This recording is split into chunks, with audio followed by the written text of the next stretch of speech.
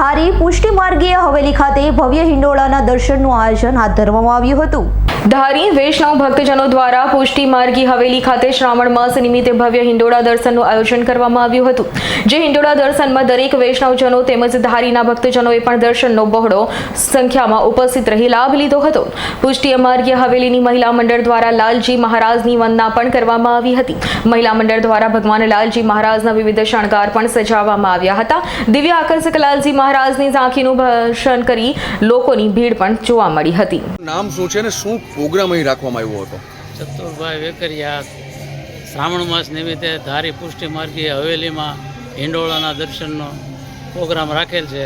તે બહોળી સંખ્યામાં વૈષ્ણવોએ લાભ લીધો છે। હજી પણ દર્શન કરવા લોકો આવી રહ્યા છે? હજી પણ દર્શન કરવા લોકો આવી રહ્યા છે। સંજય વાળાનો રિપોર્ટ S9 ન્યૂઝ ધારી। અમારી તમામ માહિતીથી અપડેટ રહેવા માટે જોડાયેલા રહો S9 ન્યૂઝ સાથે।